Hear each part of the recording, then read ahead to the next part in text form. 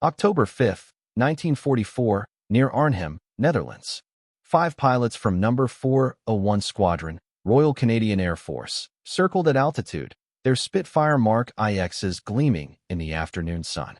Squadron leader J.G. Johnny Johnson spotted it first, a streak of silver diving toward Nijmegen at impossible speed. No propeller, no familiar profile, just a dart of metal moving faster than anything the Canadians had ever seen in combat.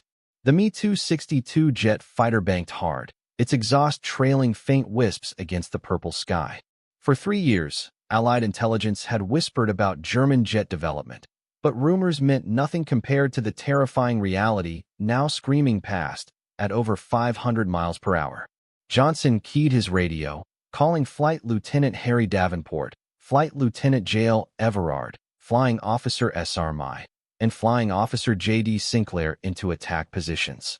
What followed was aviation history's first confirmed jet fighter shoot-down by gunfire in air combat. More importantly, it was the first crack in what German propaganda had promised would be an invincible wonder weapon.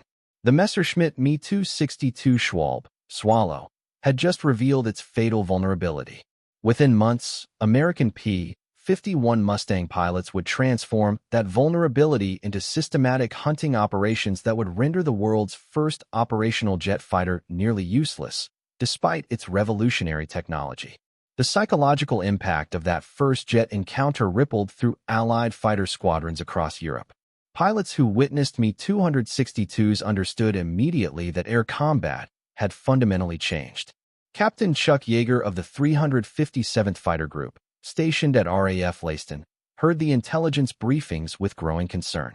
The German jet could reach 540 miles per hour in level flight, while the P-51 Mustang topped out at 437 miles per hour. In a straight chase, the Me-262 was simply uncatchable. The mathematics were brutal and undeniable.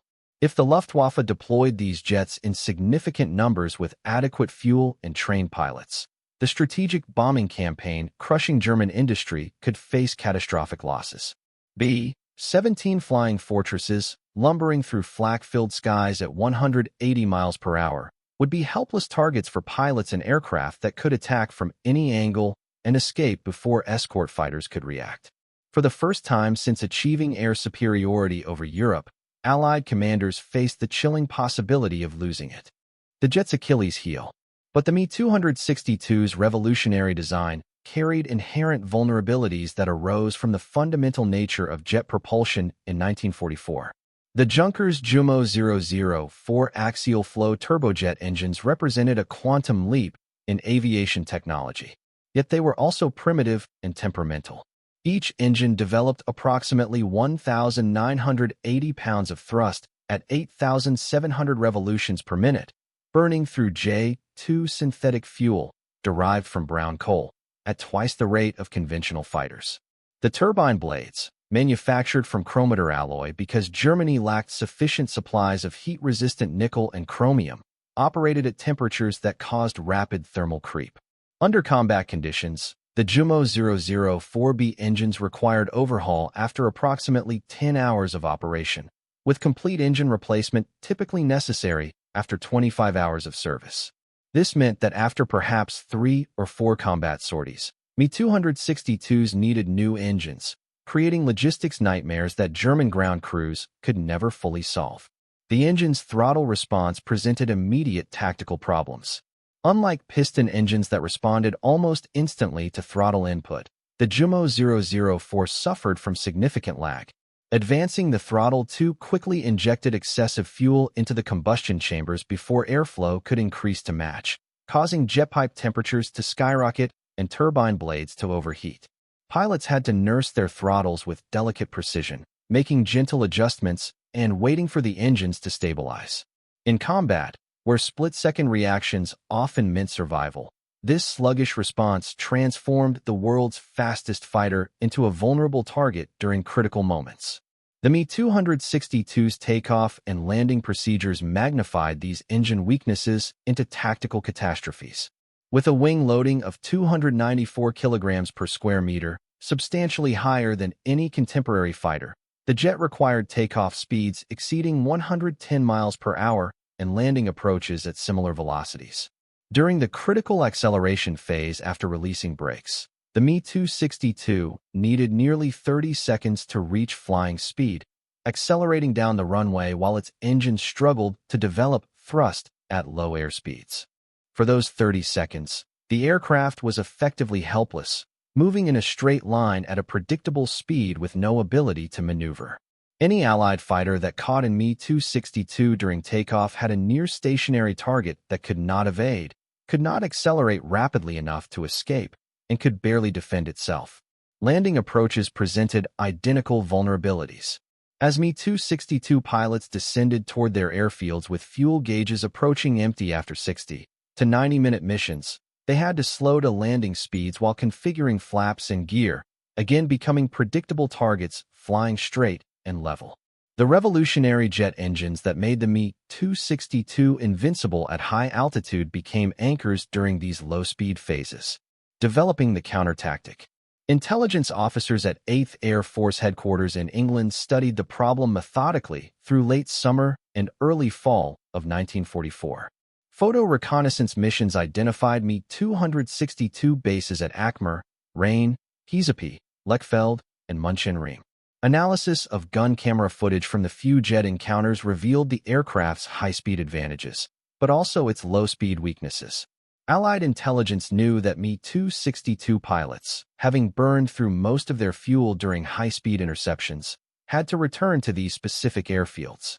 They could not divert to alternate bases because the specialized J-2 fuel required by jet engines was available only at designated facilities. This geographic constraint created an opportunity. If Mustang fighters could loiter near known jet bases, they could ambush Me-262s during their most exposed moments. The tactic required patience, fuel endurance, and pilots willing to fly directly into some of the most heavily defended airspace in Germany, but it offered the only reliable method for propeller-driven fighters to engage jets on anything approaching equal terms. The Luftwaffe recognized this vulnerability immediately after the first jet losses. Commanders installed extensive flak alleys along approach corridors to Me-262 bases, positioning 88mm guns, 37mm automatic cannons, and quad 20mm systems to create curtains of fire that any attacking fighter had to penetrate. They assigned their most advanced piston engine fighters, the Focke-Wulf FW-190D and the rare Ta-152H, to provide top cover during jet takeoffs and landings. Flight schedules were randomized when possible to prevent Allied fighters from predicting launch times. Some bases deployed decoy aircraft to lure attackers into flak traps. The Autobahn near several jet bases was modified into emergency landing strips with camouflage parking areas in adjacent woods, allowing Me-262s to operate from locations that Allied intelligence had not identified. Despite these defensive measures, the fundamental tactical problem remained unsolvable. Me-262s had to take off and land, and during those phases, they became defenseless regardless of how many guns defended them. Urban Drew's uncredited triumph. Lieutenant Urban Drew of the 361st Fighter Group became intimately familiar with the Me-262 threat during missions over Germany in early October 1944. The 21-year-old pilot from Detroit had encountered a jet on a previous sortie and filed detailed intelligence reports describing its capabilities. On October 7th, Drew was grounded and facing disciplinary action for performing an unauthorized victory role after a successful mission. His punishment vanished when intelligence reported a concentration of Me-262s at Akmer Aerodrome in northwestern Germany. Drew's previous jet encounter made him the obvious choice to lead a fighter sweep against the base. He briefed his flight carefully, emphasizing that success required surprise, aggression, and accepting the risks of flying directly through German flak defenses. His wingman, Second Lieutenant Robert McCandless, would stay with him regardless of what happened. Drew's P-51 Mustang, coded E-2D and nicknamed Detroit Miss, lifted off from RAF Little Walden with full internal fuel and wing tanks, giving him nearly 4 hours of endurance. The weather over Germany that October afternoon was broken clouds with good visibility, perfect conditions for spotting aircraft against the ground. Drew led his flight toward Acmer at 15,000 feet, scanning constantly for jet contrails or the telltale flash of sun on polished aluminum. As they approached the known jet base, he spotted them. Two Mi-262s positioned on the runway, engines already running, preparing for takeoff. Drew pushed his throttle full forward and dropped into a dive, building speed and losing altitude rapidly. The Mi-262s began their takeoff roll just as Drew's Mustang screamed past 400 miles per hour in the dive. The lead jet, piloted by Oberfeldwebel Heinz Arnold, had reached perhaps 80 miles per hour when Drew opened fire from 800 yards, his 6.50 caliber machine guns converging on the accelerating target. Tracers walked up the runway and found the Mi-262's right engine. Arnold's jet lurched as the engine disintegrated, but his airspeed was already too high to abort. The crippled Mi-262 staggered into the air on one engine, completely unable to maintain altitude or accelerate. Drew closed to 400 yards and fired again, this time hitting the cockpit area. Arnold's jet rolled inverted and plunged into trees beside the runway, exploding on impact. The second Mi-262, flown by Lieutenant Gerhard Kobert, had witnessed Arnold's destruction and attempted to abort his takeoff, but the jet's poor throttle response and high landing speed made rapid deceleration impossible. Kobert's aircraft was still rolling at high speed when Drew pulled out of his first attack and immediately repositioned for a second pass. McCandless called warnings about flak as German gunners found their range, 88mm shells bursting around the attacking Mustangs in black puffs. Drew ignored the flak and dove again, firing a long burst into Kobert's Mi-262 as it attempted to turn off the runway. Hits sparkled along the fuselage and both engines. The jet slowed, then erupted in flames as fuel tanks ignited. Kobert managed to escape the burning wreck, but his aircraft was a total loss.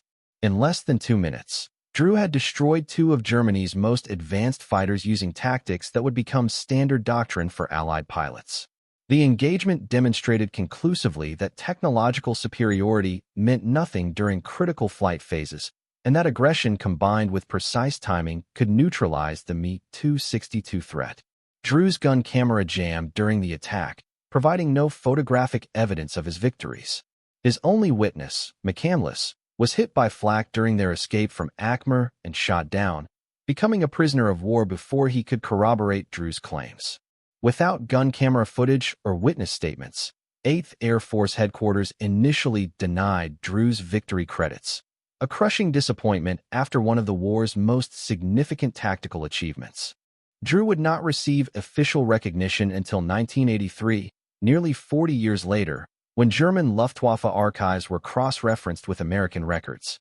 Luftwaffe ace George Peter Eder, who had been scheduled to lead the Mi-262 formation that day, but whose aircraft suffered mechanical problems, confirmed that he witnessed a yellow-nosed P-51 dive on the Mi-262s and destroy both jets. Eder could not read the name Detroit Miss painted on the Mustang's nose from his position on the ground, but his testimony was sufficient. The United States Air Force awarded Drew the Air Force Cross on May 12, 1983, presented by Secretary of the Air Force Vern or Drew and his wife were flown from Johannesburg, South Africa, to the ceremony via C-141 Starlifter. He remains the first and only Allied pilot to shoot down two jet aircraft in a single mission while flying a propeller-driven fighter. Chuck Yeager's confident kill. That same October 7, 1944, Lieutenant Colonel Hubert Zemke of the 479th Fighter Group may have scored another Mi-262 victory, though uncertainty remains. Zemke, one of the 8th Air Force's most experienced fighter leaders, attacked what he believed was a Bf-109 during a mission over Germany. His gun camera footage was ambiguous, showing an aircraft that could have been either a Messerschmitt 109 or a Mi-262. Post-war analysis suggested it was likely a jet, but the victory was never definitively confirmed. What mattered more than the specific victory claims was the emerging pattern. American fighter pilots were discovering that Mi-262s, despite their revolutionary speed, could be defeated through tactical innovation. The key was refusing to engage jets in their element, high-altitude, high-speed combat. and instead forcing engagements during vulnerable phases when the speed advantage disappeared. Chuck Yeager encountered his first Me-262 exactly 1 month later, on November 6, 1944, while leading a bomber escort mission near Aachen, Germany. Yeager's P-51, named Glamorous Glen 3 after his wife Glennis, was cruising at patrol altitude when he spotted Me-262s attempting to intercept the bomber formation. The jets made their pass with typical tactics, diving through the bomber stream at tremendous speed, firing briefly, then using their velocity advantage to zoom climb back to altitude before escort fighters could react. Yeager watched the jets disappear into clouds, apparently escaping clean. Standard doctrine said chasing Me-262s was futile, but Yeager made a calculated gamble. Those jets had to land somewhere, and they had to land soon because their fuel endurance was limited. He broke from the bomber formation and descended through the clouds, emerging at lower altitude near Aachen Airfield. Below him, Yeager spotted a lone Me-262 in the landing pattern, gear and flaps extended, speed reduced to perhaps 150 miles per hour as it lined up on final approach. The German pilot, focused on his landing, apparently failed to spot the Mustang diving on him from above and behind. Yeager pushed his throttle full forward and trimmed for maximum dive speed. The P-51 accelerated rapidly in the descent. Yeager, using gravity to boost his speed above 450 miles per hour, close to 400 yards, and opened fire, walking his tracers onto the Me-262's wings. Hits sparkled along the jet's left wing root and fuselage. The Me-262 pilot, probably wounded or killed by the initial burst, made no evasive maneuver. Yeager continued firing as he closed to point-blank range, pouring rounds into the jet's engines and cockpit. The Me-262's left wing folded upward.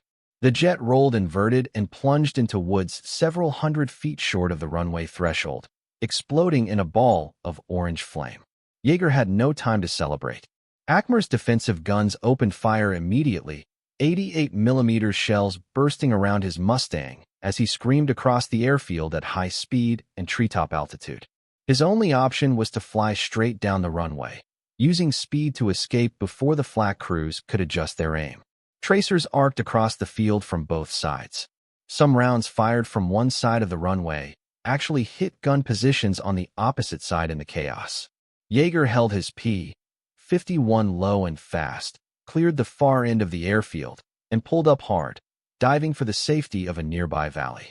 He had survived one of the most dangerous tactical situations in air combat, attacking an enemy airfield in daylight at low altitude, but he had also proven that Me-262s could be hunted and killed. Yeager later described the engagement with characteristic understatement. "First time I saw a jet, I shot it down. Not very sportsmanlike, but what the hell?" Systematic exploitation. Through late 1944 and into 1945, American fighter pilots refined their anti-jet tactics based on hard-won experience and carefully analyzed gun camera footage. The P-51 Mustang proved ideal for the mission because of its exceptional range and endurance. A Mustang with full internal fuel and 2 wing drop tanks could remain airborne for more than 7 hours, giving pilots the ability to loiter near known jet bases for extended periods. When jets appeared, Mustang pilots used their altitude advantage to dive on them, trading height for speed.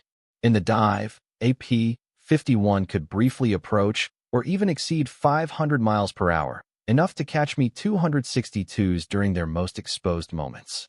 Timing was critical.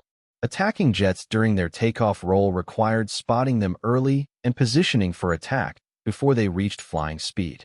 Catching them on landing approach required patience to wait for the perfect moment when the jet was committed to its approach path, with gear and flaps deployed.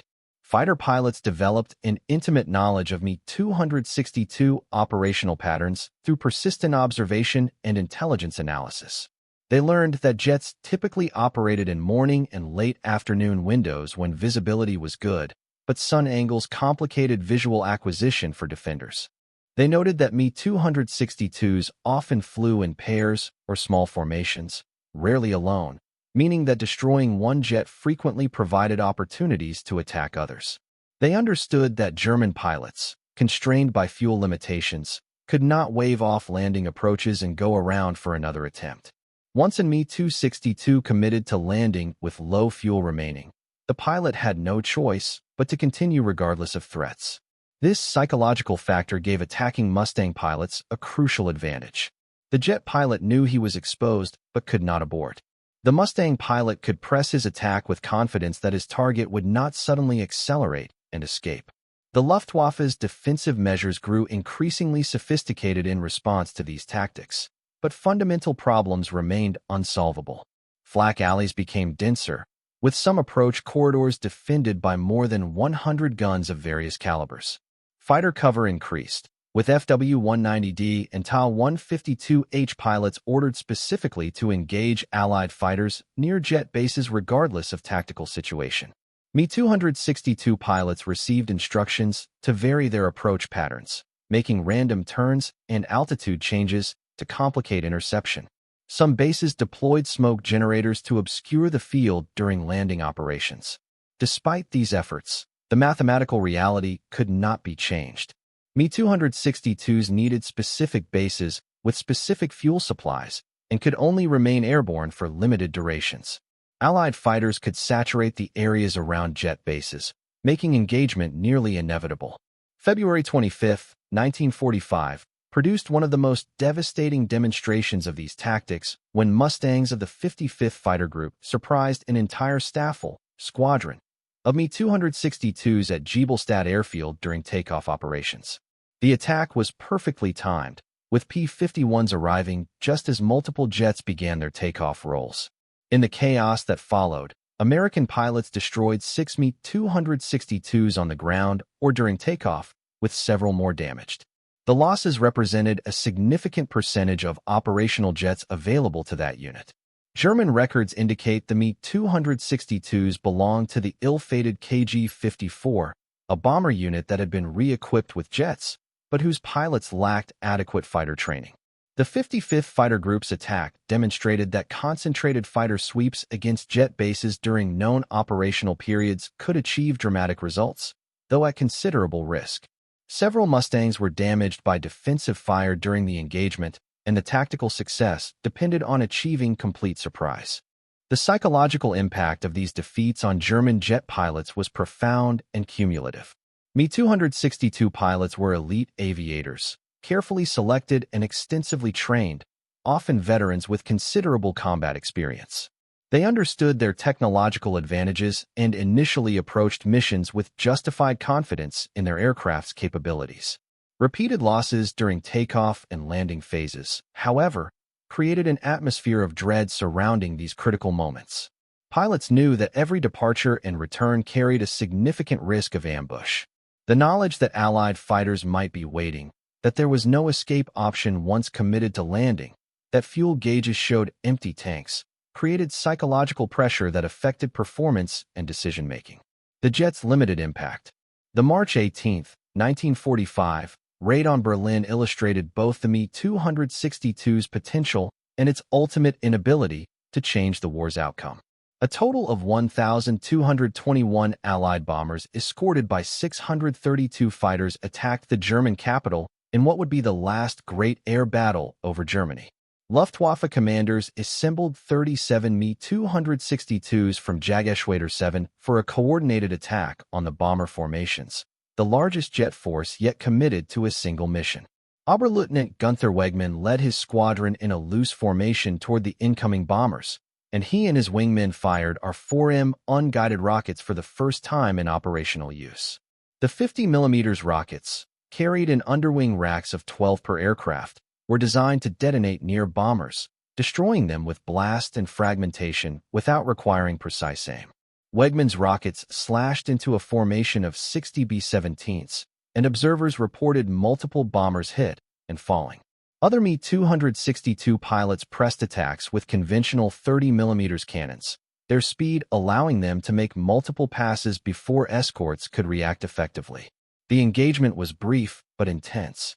German pilots claimed 12 bombers and 1 fighter shot down, though United States records indicate 8 heavy bombers were actually lost along with 3 Mi-262s destroyed in air combat. The discrepancy between claims and actual losses illustrated the common wartime pattern of overclaiming due to combat confusion. Even accepting German claims at face value, the jets destroyed less than 1% of the attacking force while the massive bomber formation reached its target and delivered its ordnance. The strategic bombing campaign continued unaffected. 5 American fighter pilots failed to return, and dozens of bomber crew members were killed or became prisoners. But the mission was considered a complete success by Allied planners.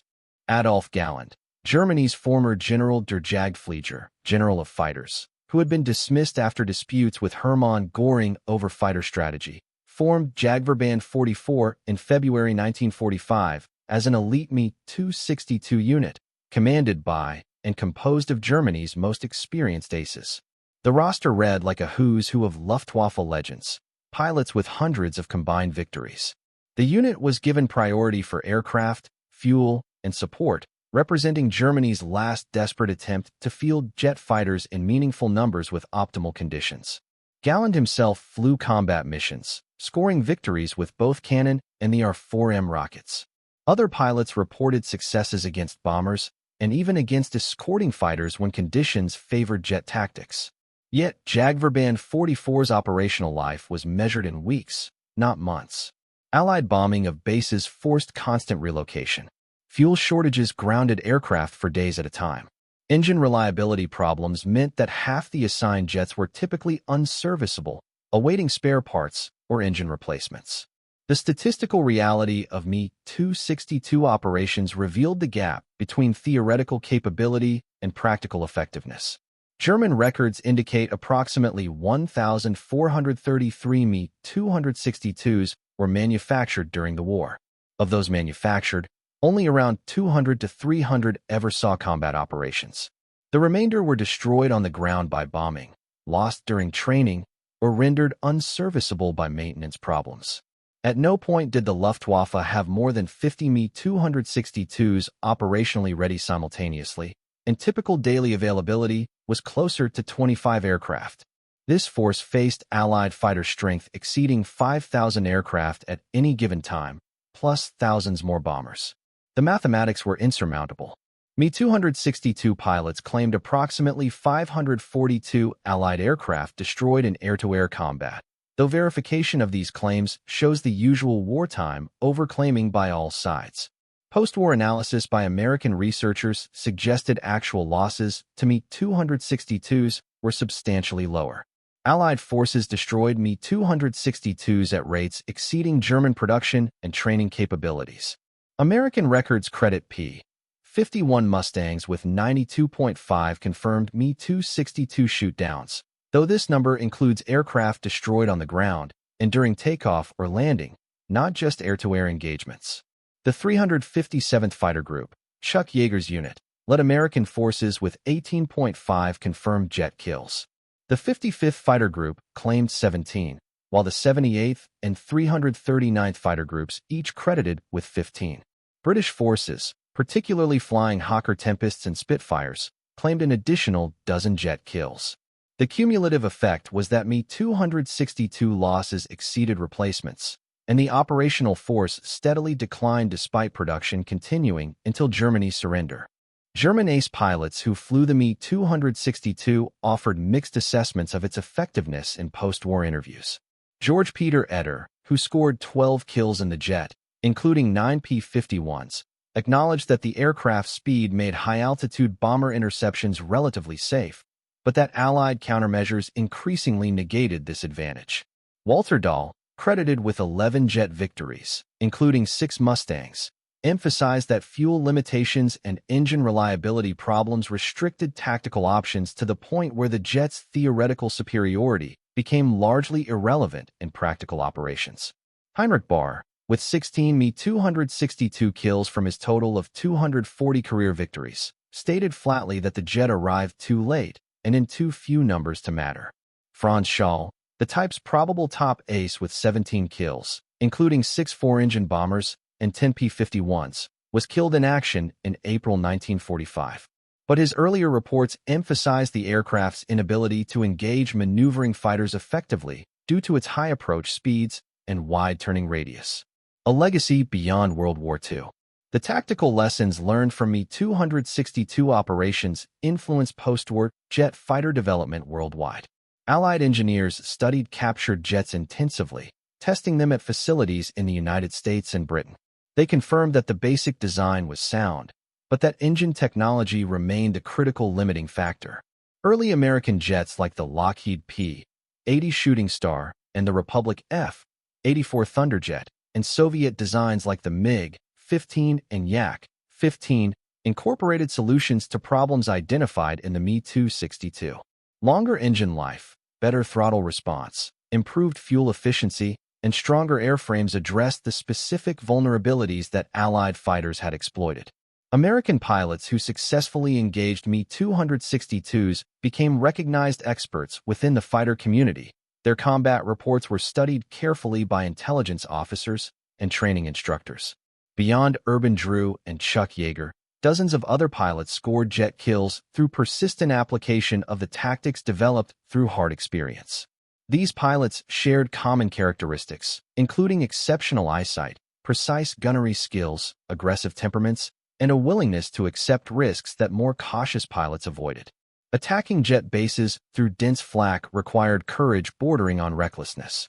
Yet these pilots repeatedly flew such missions because they understood the strategic importance of neutralizing the jet threat. The human cost of these engagements affected both sides severely. American fighter pilots killed during attacks on jet bases died far from home, often in fiery crashes after flak damage. Their bodies sometimes never recovered from crash sites in Germany. German Me-262 pilots, the elite of the Luftwaffe, were irreplaceable assets lost at rates that Germany's shrinking training program could not sustain.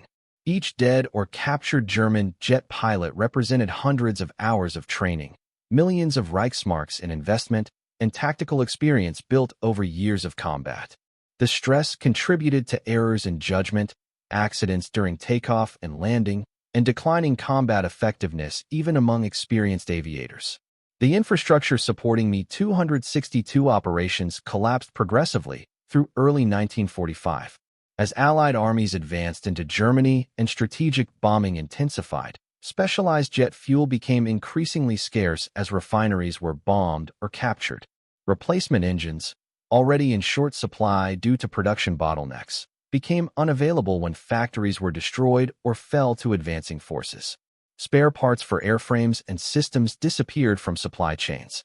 Trained maintenance personnel were killed in bombing raids or reassigned to infantry units as Germany grew desperate for soldiers. Airfields themselves came under direct ground attack as front lines moved eastward. By April 1945, Me-262 units were operating from sections of Autobahn or improvised strips, hiding aircraft in woods, and working with minimal supplies under constant threat of air attack. The final weeks of Me-262 operations in April and early May 1945 were characterized by sporadic sorties flown by scattered units operating independently as central command and control disintegrated. Individual pilots flew missions when fuel was available, often attacking targets of opportunity rather than executing coordinated operations. Some pilots chose to fly their jets to Allied-held territory and surrender rather than continuing hopeless combat.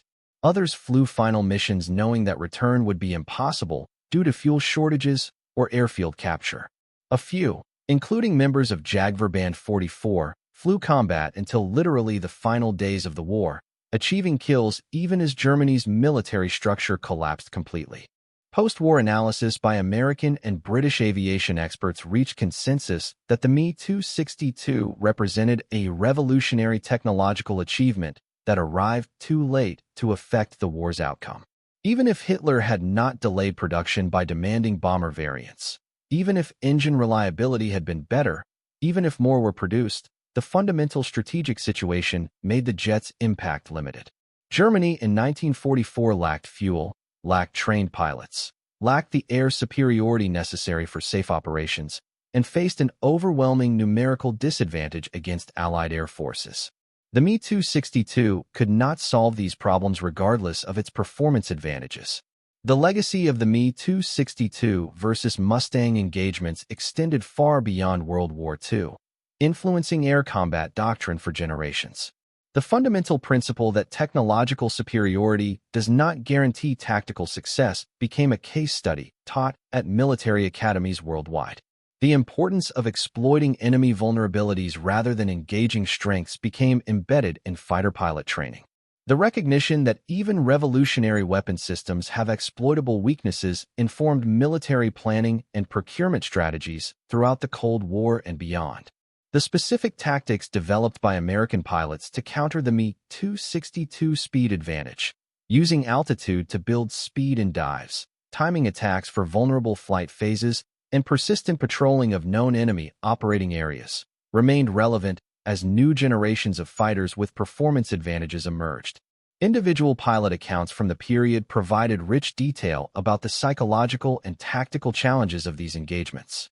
Chuck Yeager, in his autobiography and numerous interviews, emphasized that destroying the Me-262 required accepting exceptional risk and making split-second decisions with imperfect information. He described the tension of loitering near German airfields, knowing that flak and enemy fighters would engage the moment he attacked. The calculation required to time his dive for maximum speed at the critical moment, and the satisfaction of proving that American fighters could defeat the seemingly invincible jets. Urban Drew, after receiving his belated recognition in 1983, spoke about the frustration of having his victories denied for nearly 40 years due to lack of corroborating evidence, but also about the importance of the mission regardless of personal recognition. The engineering lessons from Me-262 operations directly influenced the development of the P-80 Shooting Star, America's first operational jet fighter, which entered service just as World War II ended. Lockheed engineers studied captured Me-262s extensively, examining their engines, airframes, and systems to understand both successes and failures. The P-80's design incorporated longer-lasting engines with better throttle response, addressing the most critical Me-262 weakness. Improved fuel efficiency extended range beyond the Me-262's 650-mile maximum. Stronger landing gear reduced the accident rate that plagued German jet operations. Better cockpit visibility enhanced pilot situational awareness during vulnerable takeoff and landing phases. Soviet designers similarly studied Me-262 technology, with captured aircraft and engines shipped to research facilities where they were extensively tested. The information gleaned influenced designs like the MiG-15 and Yak-15. Those Soviet engineers also incorporated British engine technology obtained through espionage and technology transfer. The global proliferation of jet fighter knowledge that resulted from Me-262 analysis accelerated the transition from piston to jet propulsion that dominated the late 1940s and 1950s.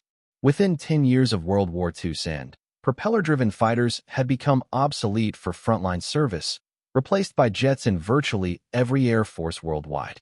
The final accounting of Me-262 operations reveals an aircraft that achieved tactical successes but strategic failure. Individual pilots scored impressive kill totals, and specific missions demonstrated the jet's capabilities when conditions favored it. However, the cumulative impact on Allied air operations was minimal. Strategic bombing continued unabated. Allied fighters maintained air superiority, and ground forces advanced into Germany with effective air support throughout. The resources devoted to Me-262 development and production, including scarce materials, manufacturing capacity, and skilled labor, might have produced more conventional fighters that could have been operated more effectively with available fuel and pilot training. The story of German pilots flaunting their jets until Mustang aces caught them during vulnerable moments is ultimately a story about the limits of technological solutions to strategic problems. Germany developed the world's first operational jet fighter, achieving a genuine breakthrough that should have provided significant tactical advantages. Yet this achievement could not overcome fundamental disadvantages in numbers, resources, fuel availability, trained personnel, and strategic position.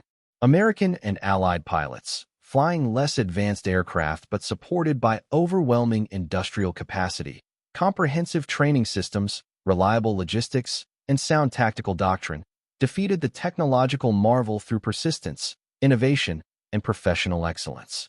In the final analysis, The Me-262 stands as one of aviation history's most fascinating might-have-beens, an aircraft that demonstrated the future but arrived too late to change the past. Its combat record, while impressive in specific engagements, was ultimately insufficient to affect the war's outcome. The American pilots who developed and executed tactics to counter the jet threat earned their place in aviation history not through technological superiority, but through tactical excellence, courage, and a refusal to concede advantage to an apparently invincible opponent. Their success validated the principle that human factors, including training, doctrine, leadership, and determination, can overcome technological disadvantages when properly applied. The transformation from German confidence to Allied dominance in the jet versus Mustang encounters occurred within less than a year. From October 1944, when the first Me-262 was shot down, to May 1945, when the last jet operations ceased. This rapid shift resulted not from any single factor, but from the cumulative effect of systematic exploitation of Me-262 vulnerabilities, combined with relentless pressure that prevented the Luftwaffe from ever achieving sustainable jet operations. Every Me-262 destroyed during takeoff or landing was one less available for bomber interceptions. Every pilot killed or captured represented irreplaceable experience and training. Every successful Allied attack on jet bases forced German operations to become more dispersed and less coordinated. The final months of Me-262 operations witnessed German pilots fighting with increasing desperation as their tactical situation deteriorated. Fuel shortages limited sorties to the most critical missions. Engine problems grounded aircraft for extended periods. Allied fighter patrols made every takeoff and landing potentially fatal. Base relocations disrupted operations and morale. Yet some pilots continued flying combat missions until the war's final hours, demonstrating remarkable courage and professionalism despite impossible odds. These men knew they could not win, but flew anyway, motivated by various combinations of duty, honor, and the desperate hope that their sacrifices might somehow matter. The story concluded not with a dramatic final battle, but with gradual dissolution as Germany's military infrastructure collapsed completely in early May 1945. Me-262s were abandoned on airfields, pushed into woods to prevent capture, or destroyed by their own pilots and crews to deny them to advancing forces. A few were flown to Allied territory and surrendered. Most simply stopped flying as fuel ran out and maintenance became impossible. The jets that had promised to sweep Allied bombers from German skies ended their operational lives scattered across Germany, silent testaments to the gap between technological potential and operational reality. The Mustang pilots who had hunted them returned home as the war ended, their mission accomplished. The jet threat neutralized through tactics that had proven superior to technology.